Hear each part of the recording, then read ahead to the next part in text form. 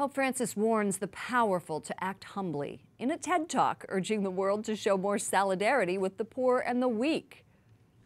Quanto più sei potente, quanto più le tue azioni hanno un impatto sulla gente, tanto più sei chiamato a essere umile.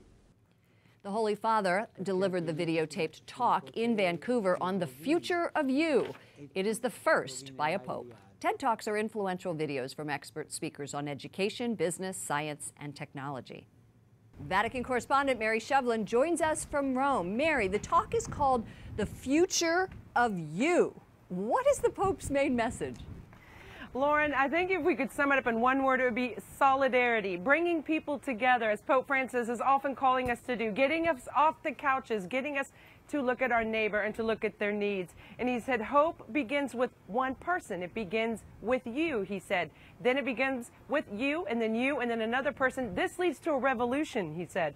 When we become a community, it becomes a revolution, one of tenderness that thinks about solidarity, thinks about our neighbor, and doesn't put product ahead of the person. You know, the very fact that a pope would participate in a TED Talk is news in itself. How do these initiatives come about?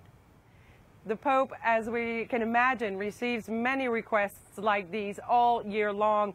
And it was Bruno Giussani, the international coordinator for TED, who said on the TED blog on their website that they have been trying to get this to happen for about a year. So various visits to the Vatican, visits with the Pope's advisors, and various people involved with Vatican communication. So it took about a year. But knowing Pope Francis, he's not shy. He wants to take the message of the church, the message of Christ, to the peripheries.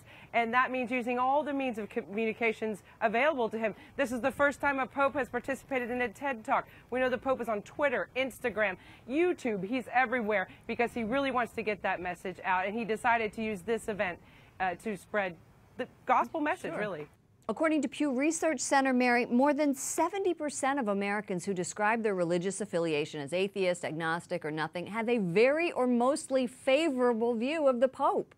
What does it mean that this religious leader has such a tremendous impact on non-religious folks? I think it's this Francis effect that we keep seeing. Look at the end of the TED Talk. If you watch it at the very end, Lauren, he receives a standing ovation. These are people involved in the world of culture, people from Silicon Valley, professors, not necessarily any of them Catholic, but they stood up and they clapped because he's reaching people on a very human level, because his message is about being humble. He spoke to people of power about being humble. The greater responsibility you have, the more humble you should be. And I asked Greg Burke, the director of the Holy See Press Office, why Pope Francis chooses events like these. And he says it's a great way to get the church's message out to people who aren't necessarily believers. He does touch all people, you're right. And I've heard from many that this Pope is their Pope and they're not Catholic. Fascinating. Mary Shevlin, EWTN News Nightly Vatican correspondent, thanks so much for your report. Thank you, Lauren.